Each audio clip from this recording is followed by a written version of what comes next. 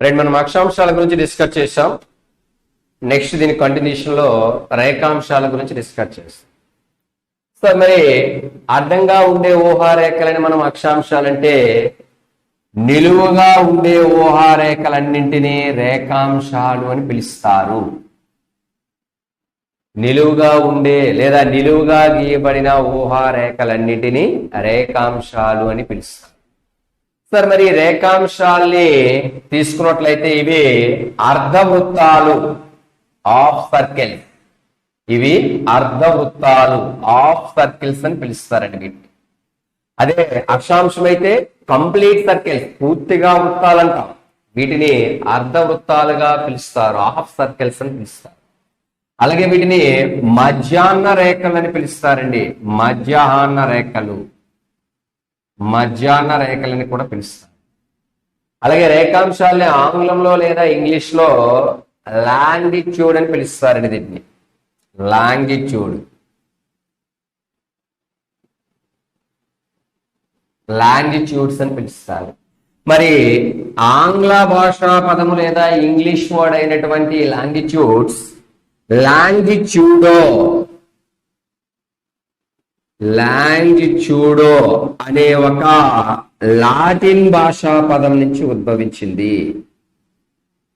Latin భాషా పదం నుంచి ఉద్భవించింది. మరి లాటిన్ భాషలో లాంగిట్యూడో అనగా ఏమిటి అర్థం అని అంటే, పొడవైన లేదా ఎత్తైనవి అని అర్థము. పొడవైనవి లేదా ఎత్తైనవి అని అర్థము. చూసుకోండి. సో మీరు అభ్యర్థులు ఇంటి దగ్గర ప్రిపరేషన్ కొనసాగించేటప్పుడు, మీరు ఆ ప్రాక్టీస్ చేసేటప్పుడు కోరిలేషన్ చూసుకోవాలి, సీక్వెన్స్ కలుపుకోగలగాలి.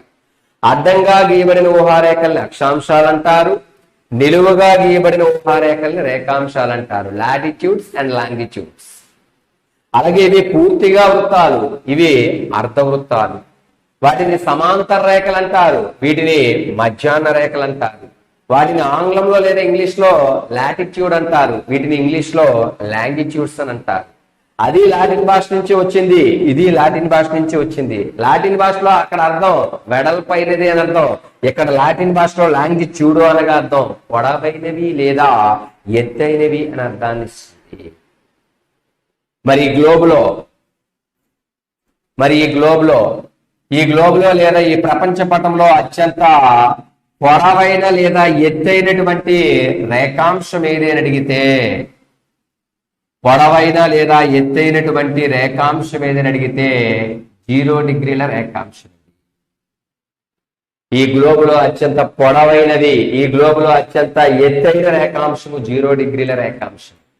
అలాగే ఈ గ్లోబుని లేదా ప్రపంచ పటాన్ని లేదా భూగోళాన్ని నిలువుగా 2 సమాను భాగాలుగా విభజిస్తున్న రేఖాంశం ఏది? నిలువుగా 2 సమాను భాగాలుగా విభజిస్తున్న రేఖాంశం ఏదని అడిగితే 0 డిగ్రీల రేఖాంశం. మరి ఈ యొక్క 0 డిగ్రీల రేఖాంశాన్ని ఏమని పిలుస్తారు సార్ అని అడిగితే, దీన్ని గ్రీనిచ్ రేఖాంశం అని పిలుస్తారండి. గ్రీనిచ్ రేఖాంశము అని పిలుస్తారు. ఈ 0 డిగ్రీల గ్రీనిచ్ రేఖాంశానికి మరొక పేరు ఏంటంటే, దీన్ని మెరీడియన్ రేఖ అని కూడా పిలుస్తారండి. మెరీడియన్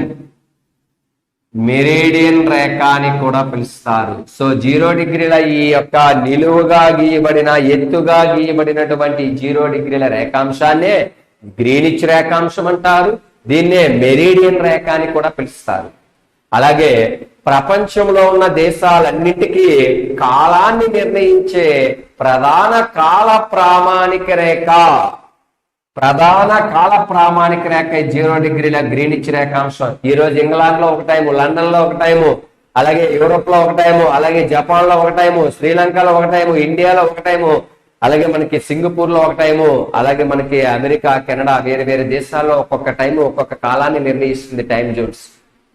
అలా ప్రపంచ దేశాలన్నింటికీ కూడా కాలాన్ని నిర్ణయిస్తున్న ప్రపంచ ప్రధాన కాల ప్రామాణిక రేఖ ఏది అని అడిగితే, ఈ 0 డిగ్రీల గ్రీనిచ్ రేఖాంశం ప్రపంచాలకే కాలాన్ని నిర్ణయిస్తుంది. కాబట్టి దీన్ని ప్రపంచ కాల ప్రామాణిక రేఖగా పిలుస్తారు. ప్రపంచ కాల ప్రామాణిక రేఖ. That's called world standard time. World standard time అని కూడా పిలుస్తున్నారు ఈ 0 డిగ్రీల గ్రీనిచ్ రేఖాంశం. మళ్ళీ ఒకసారి చెప్తున్నాను, ఈ గ్లోబ్ లో, ఈ ప్రపంచ పటంలో, ఈ భూగోళంలో ఉన్న అత్యంత ఎత్తైన పొడవైన రేఖాంశమే 0 డిగ్రీల గ్రీనిచ్ రేఖాంశము. దీన్నే మెరీడియన్ రేఖ అని పిలుస్తారు. దీన్నే ప్రపంచ కాల ప్రామాణిక రేఖ, వరల్డ్ స్టాండర్డ్ టైం అని కూడా పిలవడం జరుగుతుంది. మరి వరల్డ్ స్టాండర్డ్ టైం ని బేస్ చేసుకొని ప్రపంచ దేశాలన్నింటికీ కూడా కాలాన్ని నిర్ణయించేస్తుంది. కాబట్టి దీన్ని ప్రపంచ కాల ప్రామాణిక రేఖగా పిలుస్తాం. మరి ప్రపంచ కాల ప్రామాణిక రేఖ లేదా వరల్డ్ స్టాండర్డ్ టైం ని ఎప్పుడు గుర్తించారు, ఎప్పుడు నిర్ణయించారు అని అడిగితే దీన్ని 1884వ సంవత్సరంలో అమెరికా దేశంలో, యునైటెడ్ స్టేట్స్ ఆఫ్ అమెరికా దేశంలోని న్యూయార్క్ సమావేశంలో, అమెరికా దేశంలోని న్యూయార్క్ సమావేశంలో ఈ యొక్క ప్రపంచ కాల ప్రామాణిక రేఖ లేదా వరల్డ్ స్టాండర్డ్ టైం గా ఈ 0 డిగ్రీల గ్రీనిచ్ రేఖాంశాన్ని గుర్తించడం జరిగింది. చాలా రెగ్యులర్ గా అడుగుతున్న ప్రశ్న, చాలా ఫ్రీక్వెంట్ గా అడుగుతున్న ప్రశ్న, చాలా సార్లు కాంపిటేటివ్ ఎగ్జామ్స్ లో అడిగిన ప్రశ్న ఏంటని అడిగితే ప్రపంచ కాల ప్రామాణిక రేఖ ఏది, లేదా వరల్డ్ స్టాండర్డ్ టైం ఏది, లేదా ఈ 0 డిగ్రీల గ్రీనిచ్ రేఖాంశాన్ని ప్రపంచ కాల ప్రామాణిక రేఖగా ఎప్పుడు గుర్తించారు, ఏ దేశంలో గుర్తించారు, ఏ నగరంలో గుర్తించారు అనే విషయాన్ని చాలా రెగ్యులర్ గా, చాలా ఫ్రీక్వెంట్ గా అడుగుతున్న సందర్భం ఉంది. కాబట్టి అభ్యర్థులు ఇక్కడ గమనించుకోవాల్సిన విషయం చాలా ఎక్కువగా ఉంది. మరి ఈ ప్రపంచ కాల ప్రామాణిక రేఖ, ఈ 0 డిగ్రీల గ్రీనిచ్ రేఖాంశము గ్లోబుని నిలువుగా 2 సమాన భాగాలుగా విభజిస్తున్న ఈ 0 డిగ్రీల గ్రీనిచ్ రేఖాంశము ఇది ప్రధానంగా 2 ఖండాలని ఖండించుకుని పోతుంది. 2 కాంటినెంట్స్ మీదుగా పోచున్నది. ఏంటి ఆ 2 ఖండాలని అడిగితే, ఒకటి ఆఫ్రికా ఖండము, అలాగే ఇంకోటి యూరప్ లేదా ఐరోపా ఖండము. యూరప్ ఖండము అన్నా ఐరోపా ఖండము అన్నా ఒకటే. సో ఈ 0 డిగ్రీల గ్రీనిచ్ రేఖాంశమైనటువంటి ప్రపంచ కాల ప్రామాణిక రేఖ లేదా వరల్డ్ స్టాండర్డ్ టైం అనేది ప్రపంచంలో ఉన్న 7 ఖండాల్లో ప్రధానంగా ఏ 2 ఖండాల్ని ఖండిస్తుందని అడిగితే, ఒకటి ఆఫ్రికా, 2 యూరప్ లేదా ఐరోపా ఖండాన్ని ఖండించుకొని పోవచ్చున్నది ఈ 0 డిగ్రీల గ్రీనిచ్ రేఖాంశం.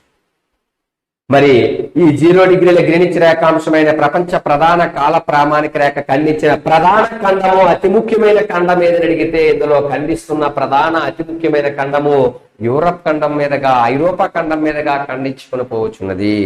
మరి ఈ 0 డిగ్రీల గ్రీనిచ్ రేఖాంశమైనటువంటి వరల్డ్ స్టాండర్డ్ టైం ఖండించే ప్రధాన ఖండము ఏదని అడిగితే యూరప్ లేదా ఐరోపా.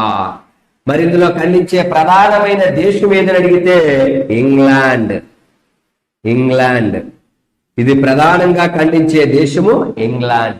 ఇది ప్రధానంగా ఖండించేటువంటి నగరం ఏదని అడిగితే లండన్.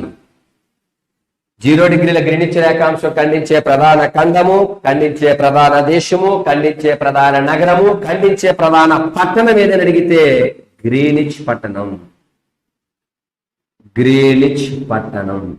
ఇలా ఖండించే ప్రధాన ఖండము యూరప్, 0 డిగ్రీల గ్రీనిచ్ రేఖాంశం ఖండించే ప్రధాన దేశము ఇంగ్లాండ్. సార్ ఇంగ్లాండ్ అన్నా, బ్రిటన్ అన్నా, ఆంగ్లేయులన్నా, బ్రిటిష్ వారన్నా ఒక్కటే అనే విషయాన్ని అభ్యర్థులు గమనించాలి.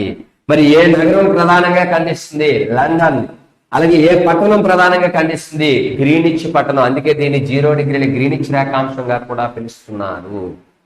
మరి ప్రపంచ కాల ప్రామాణిక రేఖ ఖండించే నగరాలు, ఖండించే దేశాలు, ఖండించే పట్టణాలు, ఖండించే నగరాలు చూస్తున్నాం. మరి ఇంగ్లాండ్ దేశం యొక్క రాజధాని నగరం ఏది? లండన్. సో ఇంగ్లాండ్ యొక్క రాజధాని నగరము లండన్ నగరము. మరి లండన్ అనే నగరం ఏ నది ఒడ్డున ఉందని అడిగితే లండన్ అనే నగరం థేమ్స్ నది ఒడ్డున కలదండి. థేమ్స్. లండన్ అనే ప్రముఖ పట్టణం ఏ నది ఒడ్డున ఉంది?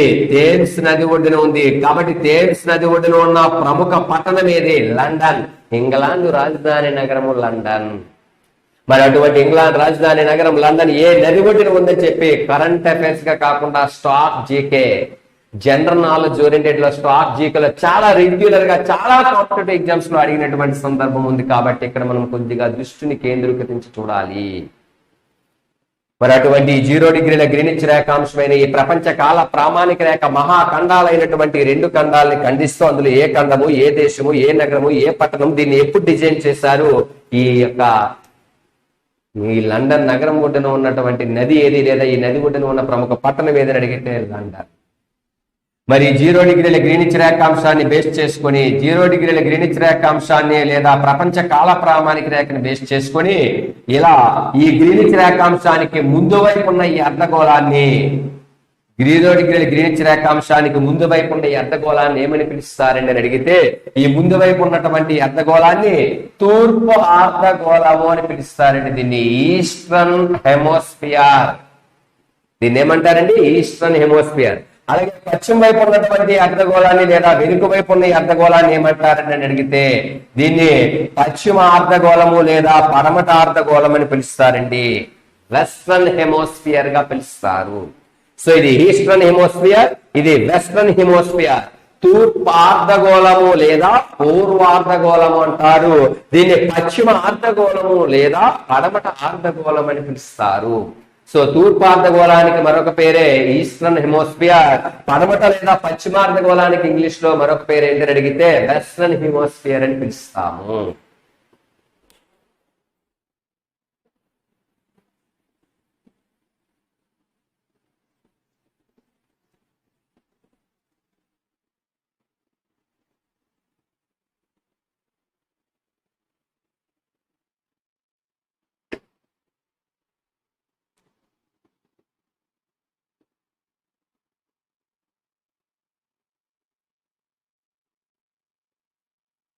సో ఇక్కడ ఈ యొక్క 0 డిగ్రీల గ్రీనిచ్ రేఖాంశానికి ముందు వైపు ఉన్న అర్ధగోళాన్ని ఏమంటారు సార్ అని అడిగితే తూర్పు అర్ధగోళం అని పిలుస్తాం.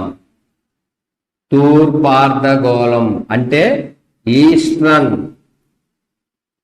హెమోస్ఫియర్.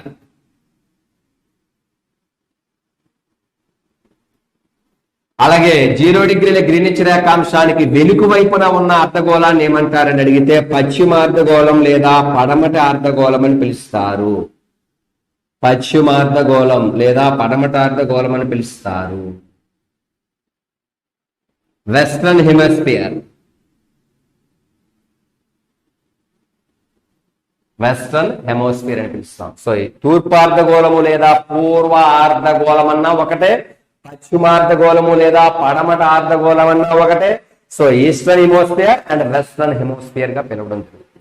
సార్ మరి తూర్పార్ధగోళంలో ఉన్న మొత్తం రేఖాంశాల సంఖ్య ఎంత?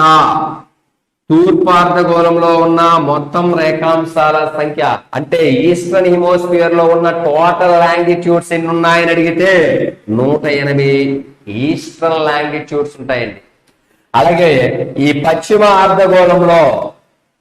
పశ్చిమార్ధగోళము లేదా పడమట అర్ధగోళము లేదా వెస్ట్రన్ హెమిస్ఫియర్ లో ఉన్న టోటల్ లాంగిట్యూడ్స్, పశ్చిమార్ధగోళంలో ఉన్న మొత్తం రేఖాంశాల సంఖ్య ఎంత అని అడిగితే 180. అంటే ఇటు 180 ఇటు 180 మొత్తం భూగోళం పైన లేదా ప్రపంచ పటం పైన లేదా గ్లోబ్ నమూనా పైన ఉన్న మొత్తం రేఖాంశాలు టోటల్ లాంగిట్యూడ్స్ ఎన్ని ఉన్నాయని అడిగితే 360 రేఖాంశాలు ఉన్నాయి. సార్ చూసుకోండి, ఉత్తరార్ధగోళంలో అక్షాంశాలు 90, దక్షిణార్ధగోళంలో అక్షాంశాలు 90, భూమధ్య రేఖను కలుపుకొని 181 అక్షాంశాలు ఉన్నాయని చెప్పాను. Total latitudes 181. మరి రేఖాంశాల విషయానికి వస్తే తూర్పార్ధగోళంలో ఉన్న మొత్తం రేఖాంశాలు 180, పశ్చిమార్ధగోళంలో ఉన్న మొత్తం రేఖాంశాలు 180, మొత్తం రేఖాంశాల సంఖ్య టోటల్ లాంగిట్యూడ్ సంఖ్య ఎంత అని అడిగితే 360. 360 రేఖాంశాలు ఉన్నాయి ఈ ప్రపంచ పటంలో లేదా గ్లోబ్ లో లేదా ఈ భూగోళం పైన. కానీ వాస్తవంగా ఉన్న రేఖాంశాల స్ట్రక్చర్ ఒకసారి మనం చూసుకుంటే, ఎందుకు ఇందాక ఇక్కడ మనం అక్షాంశాలు చెప్పేటప్పుడు 0 డిగ్రీల భూమధ్య రేఖని కలుపుకున్నాం. మరి ఇప్పుడు 0 డిగ్రీ గ్రీనిచ్ రేఖాంశాన్ని కలిపి చెప్పాలి కాబట్టి వాస్తవిక రేఖాంశాల ప్రస్తావన ఒకసారి తీసుకుంటే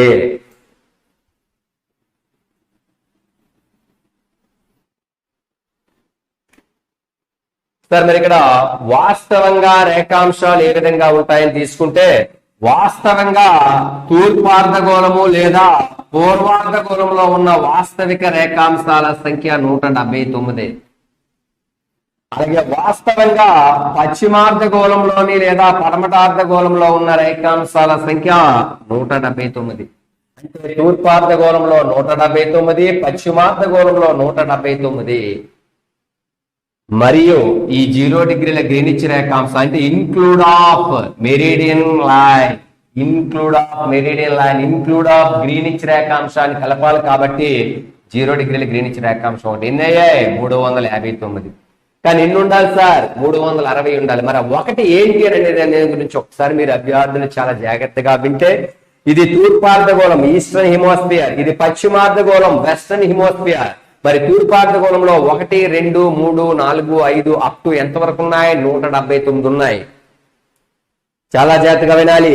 పశ్చిమార్ధగోళంలో లేదా వెస్టర్న్ హిమోస్ఫియర్ ఎన్ని ఉన్నాయి 1, 2, 3, 4, 5, 6 అలా కంటిన్యూగా 179 ఉన్నాయి. అంటే ఇటు తూర్పార్ధగోళం నుంచి వచ్చిన 180వ రేఖాంశము, ఇటు పశ్చిమార్ధగోళం నుంచి వచ్చిన 180వ రేఖాంశాన్ని కలిపి ఒకే రేఖాంశంగా పరిగణిస్తారు. దానినే 180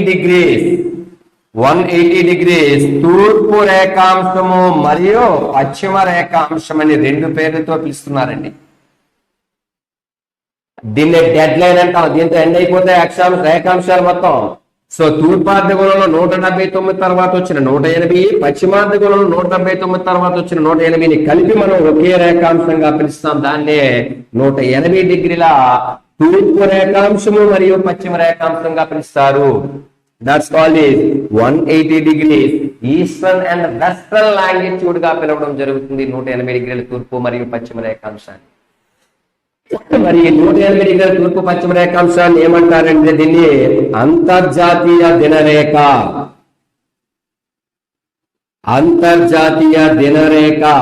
లేదా అంతర్జాతీయ తేదీ రేఖ అని కూడా పిలుస్తారండి. సో అంతర్జాతీయ దినరేఖ లేదా అంతర్జాతీయ తేదీ రేఖ అని దేన్ని పిలుస్తారంటే 180 డిగ్రీల తూర్పు మరియు పశ్చిమ రేఖాంశాన్ని పిలుస్తారు. దీన్నే డెడ్ లైన్ అని కూడా పిలుస్తారు మరియు యాంటీ మెరీడియన్ రేఖ అని కూడా పిలుస్తారండి. Anti meridian. సో దీన్ని యాంటీ మెరీడియన్ రేఖ అని కూడా పిలవడం జరుగుతుంది. సో మనం ఆల్రెడీ చెప్పాను మెరీడియన్ రేఖ దేని పిలుస్తాం 0 డిగ్రీల గ్రీనిచ్ రేఖాంశాన్ని పిలుస్తాం మెరీడియన్ రేఖ. దానికి డెడ్ ఎండ్ ఆఫ్ పాయింట్ లో ఉంది కాబట్టి దీన్ని యాంటీ మెరీడియన్ రేఖ అని పిలుస్తున్నారు. 180 degrees eastern and western longitude 180 డిగ్రీల తూర్పు రేఖాంశము మరియు పశ్చిమ రేఖాంశాన్ని. సార్ ఈ యొక్క 180 డిగ్రీల తూర్పు మరియు పశ్చిమ రేఖాంశాన్ని ఆధారంగా తీసుకొని దేన్ని తయారు చేస్తున్నారంటే దీని ద్వారా మనకి క్యాలెండర్ ని తయారు చేస్తున్నారండి. క్యాలెండర్. అలాగే 0 డిగ్రీల గ్రీనిచ్ రేఖాంశమైనటువంటి మెరీడియన్ రేఖ బట్టి దేన్ని తెలియజేస్తున్నారంటే ప్రపంచ దేశాలకి కాలాన్ని నిర్ణయిస్తూ కాల ప్రామాణిక రేఖ. దీన్ని వరల్డ్ స్టాండర్డ్ టైం గా దీన్ని గుర్తిస్తే దీన్ని ప్రపంచంలో క్యాలెండర్ ని రూపొందిస్తున్నారు. దీన్ని బేస్ చేసుకుని 0 డిగ్రీల గ్రీనిచ్ రేఖాంశాన్ని ఆధారంగా చేసుకుని ప్రపంచ దేశాలకి కాలాన్ని నిర్ణయిస్తే 180 డిగ్రీల తూర్పు పశ్చిమ రేఖాంశాన్ని ఆధారంగా తీసుకుని క్యాలెండర్ ని రూపొందించడం జరుగుతుంది. సో ఇది మెరీడియన్ రేఖ, ఇది యాంటీ మెరీడియన్ రేఖ, ఇది వరల్డ్ స్టాండర్డ్ టైం, ఇది అంతర్జాతీయ దినరేఖ లేదా తేదీ రేఖ లేదా క్యాలెండర్ ని రూపొందిస్తున్న క్యాలెండర్ రేఖగా పిలుస్తున్నారు 180 డిగ్రీల తూర్పు మరియు పశ్చిమ రేఖాంశాన్ని. దీన్ని ఎప్పుడు డిజైన్ చేస్తారు, దీన్ని ఎప్పుడు అంతర్జాతీయ దినరేఖగా గుర్తించారు, దీన్ని ఎప్పుడు క్యాలెండర్ గా గుర్తించారని అడిగితే దీన్ని 1884 సంవత్సరంలోని అదే అమెరికా దేశంలోని వాషింగ్టన్ సమావేశంలో దీన్ని నిర్ణయించారండి. దీన్ని యాంటీ మెరీడియన్ అనేటువంటి డెడ్ లైన్ అనేటువంటి అంతర్జాతీయ దినరేఖని ఎప్పుడు గుర్తించారు 1884 అమెరికా వాషింగ్టన్ సమావేశంలో గుర్తించారు. మరి వరల్డ్ స్టాండర్డ్ టైం ఎప్పుడు గుర్తించారని అంటే చెప్పారు మీకు ఆల్రెడీగా అదే 1884 అమెరికా న్యూయార్క్ సమావేశంలో దీన్ని గుర్తించారు. దీన్ని వాషింగ్టన్ సమావేశంలో దీన్ని గుర్తించారు. మరి ఇది 2 మహాఖండాల మీద ఖండిస్తూ పోవచ్చున్నది. ఏంటది? ఒకటి యూరప్, 2 ఆఫ్రికా. అంటే ఇది మహాఖండ భూభాగాల మీదగా ఖండించుకుని పోవచ్చున్నది. కానీ ఇది మహాఖండ భూభాగాల మీదగా కాకుండా మహాసముద్ర జలభాగాల మీదగా ఖండిస్తూ పోవచ్చున్నది. ఇది మహాసముద్రాల మీదుగా ఓషియన్స్ మీదుగా ప్రవహించుకుంటూ ఖండించుకుంటూ పోవచ్చున్నది 180 డిగ్రీల తూర్పు మరియు పశ్చిమ రేఖాంశం. మరి ఇది భూభాగం గుండా కాకుండా జలభాగం మీదుగా ఖండిస్తుంది. ఏంటా జలభాగం అని అడిగితే ఇది పసిఫిక్ మహాసముద్రం మీదుగా ఖండిస్తూ పోవచ్చున్నది. పసిఫిక్ మహాసముద్రం లేదా పసిఫిక్ ఓషన్ మీదుగా ఖండించుకొని పోతుంది. అంటే ఇది మెరీడియన్ రేఖ ఖండాల మీదుగా ఖండిస్తుంది, యాంటీ మెరీడియన్ జలభాగం మీదుగా ఖండిస్తుంది. ఇది ఆఫ్రికా యూరప్ 2 ఖండాలను ఖండిస్తుంది, ఇది పసిఫిక్ మహాసముద్రం మీదుగా ఖండిస్తుంది. మరి పసిఫిక్ మహాసముద్రంలో ఏ దీవులను ఖండించుకొని పోతుందని అడిగితే ఇది ఏలూషియన్ దీవులు, అలాగే టోంగా దీవులు, అలాగే టోంగా దీవులు, అలాగే ఫిజీ దీవులు అని చెప్పి దీవులను ఖండించుకుని పోతుంది. సో 180 డిగ్రీల తూర్పు మరియు పశ్చిమ రేఖాంశం అనేటువంటి అంతర్జాతీయ దినరేఖ యాంటీ మెరీడియన్ రేఖ మహాసముద్రమైనటువంటి పసిఫిక్ మహాసముద్రం పసిఫిక్ ఓషన్ ని ఖండిస్తూ అందులో మళ్ళీ ఏలూషియన్ దీవుల మీదుగా, టోంగా దీవుల మీదుగా, ఫిజీ దీవుల మీదుగా జలభాగం మీదుగా ఖండిస్తూ పోతున్నది. అదే మెరీడియన్ రేఖ 1 స్టాండర్డ్ టైం అయినటువంటి 0 డిగ్రీల రీడింగ్స్ రేఖాంశం మాత్రం యూరప్ ఆఫ్రికా ఖండాల మీదుగా, అలాగే ఇంగ్లాండ్ లండన్ నగరం మీదుగా భూభాగం మీదుగా ఖండించుకుని పోవచ్చున్నది. ఇది జలభాగాన్ని ఖండిస్తుంది, ఇది భూభాగాన్ని ఖండిస్తుంది. ఇది యాంటీ మెరీడియన్ రేఖ, ఇది మెరీడియన్ రేఖ. దీన్ని 1884 వాషింగ్టన్ సమావేశంలో నిర్ణయించారు. దీన్ని 1884 అమెరికా న్యూయార్క్ సమావేశంలో దీన్ని నిర్ణయించారు. మరి ఈ రేఖాంశాలు యొక్క ప్రమాణాలు ఏంటని అడిగితే రేఖాంశాలని కూడా డిగ్రీలోని, నిమిషాల్లోని, సెకండ్స్ లోనే కొలుస్తారు. For example x degree, x minutes, x seconds. So x డిగ్రీలు, x మినిట్స్, x సెకండ్స్ అని చెప్పి, లేదా ఉదాహరణకి 10 డిగ్రీలు లేదా 11 నిమిషాలు లేదా 12 సెకండ్స్. ఇలా డిగ్రీలోని, నిమిషాల్లోని, సెకండ్స్ లోని దీనికి ఉపయోగించేటువంటి ప్రమాణాలు. మరి ఒక అక్షాంశానికి మధ్య దూరం అని అంటే చెప్పాను 111 కిలోమీటర్లని చెప్పుకున్నాం. ఒక అక్షాంశానికి మధ్య దూరం 111 km. కానీ ఒక రేఖాంశానికి మరో రేఖాంశానికి మధ్య దూరం ఎంత అని అడిగితే ఒక రేఖాంశానికి మరో రేఖాంశానికి మధ్య దూరం 111.5 km, 111.5 కిలోమీటర్లు ఉంటుంది. అదే అక్షాంశానికి అయితే 111. అలాగే ఒక రేఖాంశానికి మరో రేఖాంశానికి మధ్య దూరము లేదా 2 రేఖాంశాల మధ్య దూరము లేదా 2 లాంగిట్యూడ్స్ మధ్య డిస్టెన్స్ ఎంత అని అడిగితే 111.5 km అండి. అలాగే మరి రేఖాంశాల వలన ఉపయోగాలు ఏంటి? యూజెస్ ఆఫ్ లాంగిట్యూడ్ అంటే ఏంటంటే మరి రేఖాంశాల వల్ల ఉపయోగం ఏంటంటే ఏవైనా 2 ప్రదేశాలు గాని, 2 దేశాలు గాని, 2 ఖండాలు గాని, 2 రాష్ట్రాలు గాని, అవి ఏవైనా 2 దేశాలు అవ్వనివ్వండి, 2 ఖండాలు అవ్వనివ్వండి, 2 నగరాలు అవ్వనివ్వండి, 2 రాష్ట్రాలు అవ్వనివ్వండి, ఆ 2 ప్రదేశాలు, 2 రాష్ట్రాలు, 2 దేశాలు, 2 ఖండాల మధ్య నిర్దిష్టమైన కాల వ్యత్యాసము, టైం డిఫరెన్స్ తెలియచేస్తుందండి రేఖాంశము. మరి 2 రేఖాంశాల మధ్య దూరము అయితే 111.5 కిలోమీటర్లు. 2 రేఖాంశాల మధ్య కాల వ్యత్యాసము, 2 రేఖాంశాల మధ్య టైం డిఫరెన్స్ ఎంత అని అడిగితే 4 నిమిషాలు, 4 మినిట్స్. సో 2 రేఖాంశాల మధ్య దూరము 4 మినిట్స్, 2 రేఖాంశాల మధ్య కాల వ్యత్యాసము 4 నిమిషాలు అనే విషయాన్ని అభ్యర్థులు చాలా జాగ్రత్తగా గమనించారు. ఎందుకంటే ఈ విషయాన్ని లేదా ఇదే ప్రశ్నని చాలా సార్లు పరీక్షలు అడిగినటువంటి సందర్భం ఉంది. సబ్ ఇన్స్పెక్టర్ ఎగ్జామ్ లో చాలా సార్లు అడిగాడు, పంచాయతీ సెక్రటరీలో కూడా చాలా సార్లు అడిగాడు. 2 రేఖాంశాల మధ్య కాల వ్యత్యాసం ఎంత, 2 లాంగిట్యూడ్స్ మధ్య టైం డిఫరెన్స్ ఎంత అని అడిగితే 4 మినిట్స్. దూరం ఎంత అని అడిగితే 111.5 కిలోమీటర్స్, కాలం ఎంత అని అడిగితే 4 మినిట్స్ గా చెప్పాలి.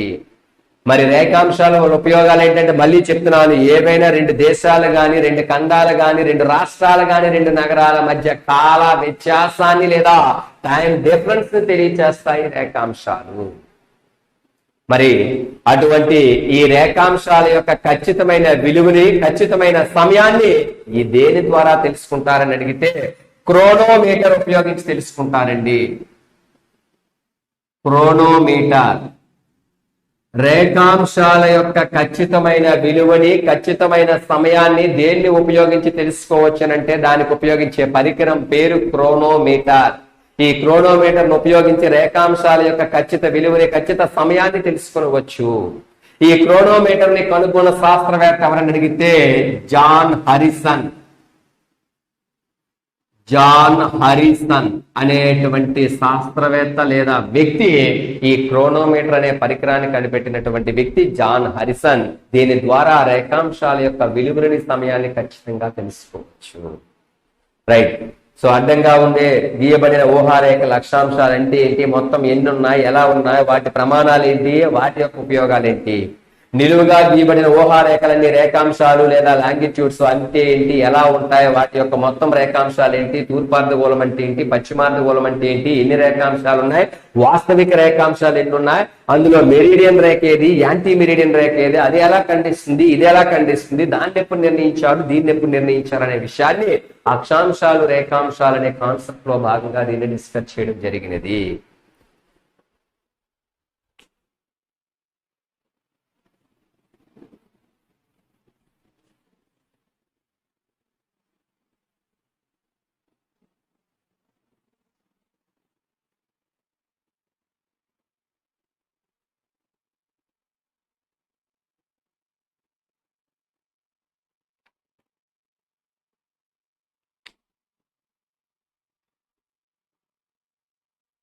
సో మరి మొత్తం మనకున్న అక్షాంశాల సంఖ్య 181 ఉన్నాయి. అడ్డంగా ఉన్న మొత్తం అక్షాంశాల సంఖ్య 181. మరి నిలువుగా ఉన్న మొత్తం రేఖాంశాల సంఖ్య 360 రేఖాంశాలు ఉన్నాయి.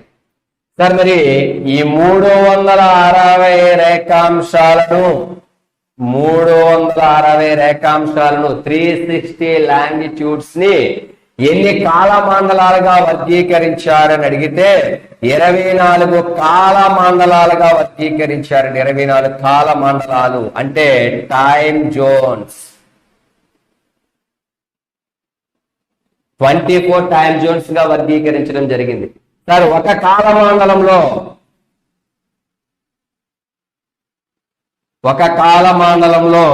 ఎన్ని రేఖాంశాలు ఉంటాయని అడిగితే 15 రేఖాంశాలు ఉంటాయి సార్. ఒక కాలమండలంలో లేదా ఒక టైం జోన్ లో ఉన్న మొత్తం రేఖాంశాల సంఖ్య 15 రేఖాంశాలు ఉంటాయి ఒక కాలమండలంలో. మరి మీకు కింద చెప్పాను, ఒక్కొక్క రేఖాంశాన్ని దాటడానికి పట్టే సమయము లేదా 2 రేఖాంశాల మధ్య కాల వ్యత్యాసం ఎంత అని అడిగితే 4 నిమిషాలు. కాబట్టి 15 రేఖాంశాలు ఇంటూ 4 నిమిషాలు, 15 నాళ్ళ 60 నిమిషాలు. 60 నిమిషాలు అన్నా 1 గంట అన్నా ఒకటే 1 అవర్ పడుతుందండి. అంటే ఒక టైం జోన్ దాటడానికి 1 గంట పడుతుంది. ఆ ఒక టైం జోన్ లో ఉన్న రేఖాంశాల సంఖ్య 15గా గుర్తిస్తారు.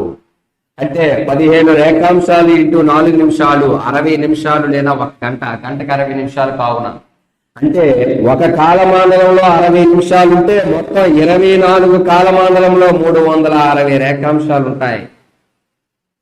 సో ఒక కాలమండలంలో 15 రేఖాంశాలు ఉంటాయి. దీనికి 60 నిమిషాలు పడుతుంది. మొత్తం 24 కాలమండలంలో 360 రేఖాంశాలు ఉంటుంది. దీనికి 24 గంటలు పడుతుంది. సార్ మరి ప్రపంచంలో కాలమండలాలు లేదా హైయెస్ట్ టైం జోన్స్, ప్రపంచంలో ఎక్కువ కాలమండలాలు హైయెస్ట్ టైం జోన్స్ ఉన్న దేశం ఏదని అడిగితే ఫ్రాన్స్. ప్రపంచంలో కాలమండలాలు ఎక్కువగా ఉన్న దేశము, ఎక్కువ టైం జోన్స్ ఉన్న దేశం ఏదంటే ఫ్రాన్స్. ఈ దేశంలో 12 కాలమండలాలు 12 టైం జోన్స్ ఉన్నాయి. అలాగే టైం జోన్స్ ఎక్కువగా ఉన్న 2వ దేశం ఏదని అడిగితే రష్యా. రష్యాలో ఉన్న కాలమండలాల సంఖ్య లేదా టైం జోన్ సంఖ్య 11గా ఉన్నాయి. సార్ మరి ఈ యొక్క అక్షాంశాలు, రేఖాంశాలు అనే ఉనికిని మొట్టమొదటిసారిగా ప్రపంచంలో ప్రస్తావించినటువంటి తొలి శాస్త్రవేత్త ఎవరని అడిగితే, ప్రపంచంలో వీటిని మొట్టమొదటిసారిగా ప్రస్తావించినటువంటి తొలి శాస్త్రవేత్త హెక్కేటియస్. ఈయన గ్రీకు దేశానికి చెందిన భూగోళ శాస్త్రవేత్త.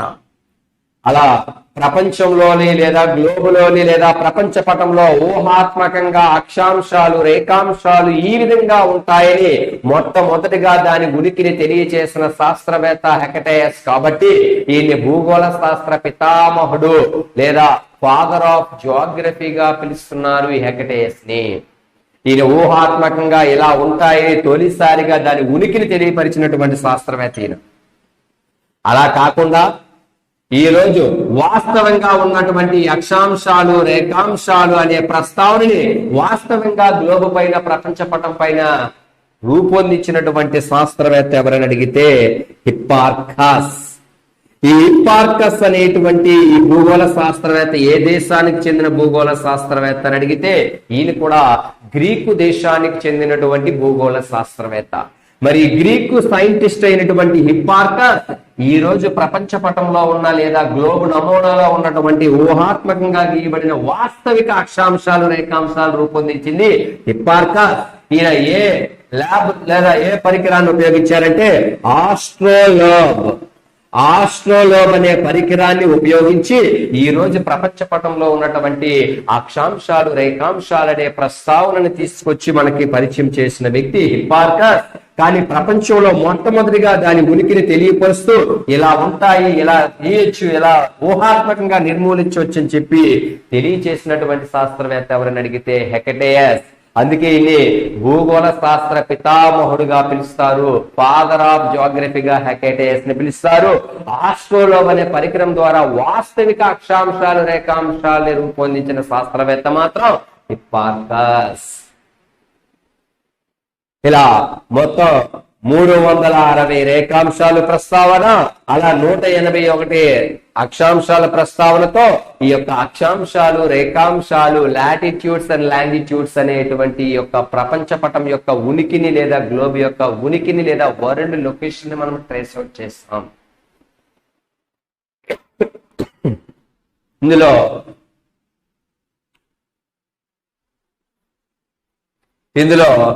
ఈ యొక్క ప్రపంచ పటంలో చూసుకున్నట్లయితే భారతదేశం ఇక్కడ ఎక్కడ ఉందండి అని అడిగితే, ఇండియా ఎక్కడ ఉందని అడిగితే, ఇందులో మన భారతదేశం యొక్క పటాన్ని చూసుకున్నట్లయితే, ఇందులో మన భారతదేశం యొక్క పటాన్ని తీసుకున్నట్లయితే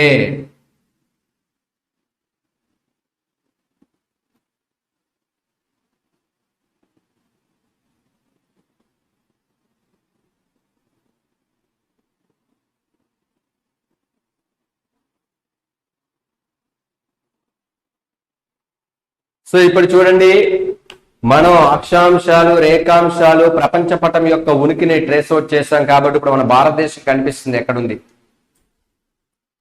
సో మనకి అక్షాంశాలు రేఖాంశాలు అన్ని అర్థమయ్యాయి కాబట్టి భారతదేశం కరెక్ట్ గా దాని లొకేషన్ ఏంటి, భారతదేశం యొక్క ఉనికి ఏంటి అనేది ఇప్పుడు చూస్తాం.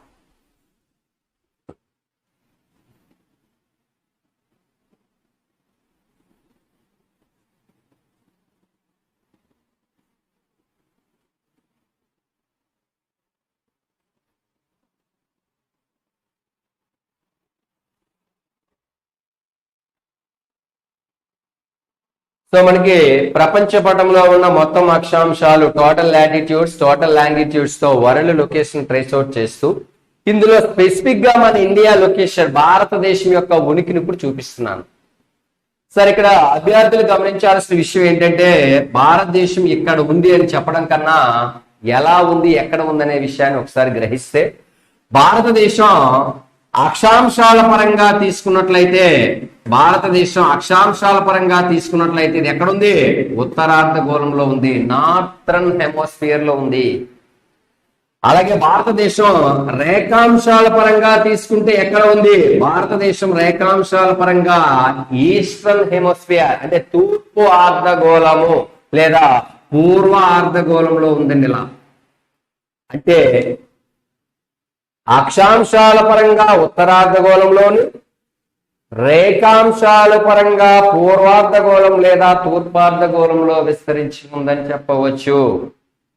సో లాటిట్యూడ్స్ బేస్ చేసుకొని చూస్తే నార్థరన్ హెమోస్ఫియర్, లాంగిట్యూడ్స్ ని బేస్ చేసుకొని చూస్తున్నట్లయితే ఈస్టర్న్ హెమోస్ఫియర్ లో ఉంది ఇండియా. కాబట్టి సింపుల్ డెఫినేషన్, భారతదేశం ఏ అర్ధగోళంలో విస్తరించి ఉందని చెప్పి చాలా సార్లు పరీక్షల్లో ప్రశ్న అడిగినటువంటి సందర్భం ఉంది. చాలా భవిష్యత్తులో కూడా చాలా ఫ్రీక్వెంట్ గా అడుగుతాడనేటువంటి విషయాన్ని ఎక్స్పెక్ట్ చేయాల్సినటువంటి సందర్భం ఇక్కడి నుంచి ఉందండి. ఏంటి? భారతదేశం ఏ అర్ధగోళంలో విస్తరించి ఉంది అనేది మొదటి ప్రశ్నగా భావిస్తే ఇది ఉత్తరార్ధగోళంలోని ఉంది మరియు పూర్వ అర్ధగోళంలోని ఉంది. సో నార్థన్ హిమోస్ఫియర్ లో ఉంది, అలాగే ఈస్టర్న్ హిమోస్ఫియర్ లో ఉందని చెప్పొచ్చు. లేదా సింపుల్ గా భారతదేశం ఉత్తరార్ధగోళం మరియు పూర్వార్ధగోళంలో ఉంది. రైట్, ఇక్కడ భారతదేశం యొక్క ఉనికి వస్తున్నాం. భారతదేశం ఉత్తరార్ధగోళం మరియు పూర్వార్ధగోళంలో ఉంది. మరి భారతదేశం ఏ ఖండంలో భాగంగా విస్తరించి ఉందని అడిగితే, భారతదేశం ఏ కాంటినెంట్ లో ఎక్స్టెన్స్ అయి ఉందని అడిగితే, భారతదేశం ఆసియా ఖండంలో విస్తరించి ఉంది. మరి ఆసియా ఖండంలో అనేక భాగాలు ఉన్నప్పటికీ ఏ భాగాన్న విస్తరించి ఉందని అడిగితే, ఆసియా ఖండానికి ఇది దక్షిణ భాగంలో విస్తరించి ఉంది. మరొకసారి చెప్తున్నాను, అభ్యర్థులు గమనించాలి. ఏంటి? భారతదేశం గ్లోబులో ప్రపంచ పటంలో ఎక్కడ ఉంది అని అడిగితే ఉత్తరార్ధగోళంలోని మరియు పూర్వార్ధగోళంలో ఉంది. వరల్డ్ లొకేషన్ లో ఇండియా లొకేషన్ చూపిస్తున్నాను. అంటే ఉత్తరార్ధగోళం మరియు పూర్వార్ధగోళంలో ఉందనేది ఒక విషయం అయితే, రెండోది ఏ ఖండంలో ఉందని అడిగితే ఏషియన్ కాంటినెంట్ ఆసియా ఖండంలో ఉంది. మరి ఏషియన్ కాంటినెంట్ అనేది ఏ భాగంలో ఉంది అని అడిగితే ఏషియన్ కాంటినెంట్ కి లేదా ఆసియా ఖండానికి దక్షిణ భాగంలో విస్తరించి ఉంది భారతదేశం.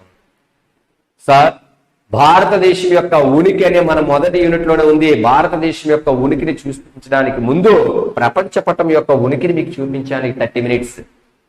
అంటే భారతదేశం యొక్క ఉనికి ఇలా ఉందని నేను డైరెక్ట్ గా చెప్పడం కన్నా ప్రపంచ పటం యొక్క ఉనికిని అక్షాంశాలు రేఖాంశాలని చూపిస్తూ అందులో ఉత్తరార్ధగోళం అంటే ఏంటి, దక్షిణార్ధగోళం అంటే ఏంటి, పశ్చిమార్ధగోళం అంటే ఏంటి, తూర్పార్ధగోళం అంటే ఏంటి, అంటే వెస్టర్న్ హిమోస్ఫియర్ అంటే ఏంటి, ఈస్టర్న్ హిమోస్ఫియర్ అంటే ఏంటి, నార్థర్న్ హిమోస్ఫియర్ అంటే ఏంటి, సదర్న్ హిమోస్ఫియర్ అంటే ఏంటో చూపించి అందులో ఇండియా లొకేషన్ మీకు ట్రేస్ అవుట్ చేసి చూపించాను. ఇప్పుడు కంప్లీట్ గా ఇందులో ఉన్నటువంటి ప్రపంచ పటంలో లేదా ఈ గ్లోబల్ నమూనాలో ఉన్నటువంటి భారతదేశాన్ని కంప్లీట్ గా బయటికి తీసుకొని వచ్చి ఇప్పుడు కంప్లీట్ గా ఇండియా మ్యాప్ ను వేసుకొని ఇండియా పిక్చర్ ని వేసుకొని పిక్చర్ ఓరియంటెడ్ గా భారతదేశం యొక్క ఉనికితో పాటు మిగిలినటువంటి స్ట్రక్చర్ ఎలా ఉందనే విషయాన్ని దీని కంటిన్యూషన్ లో డిస్కస్ చేద్దాం.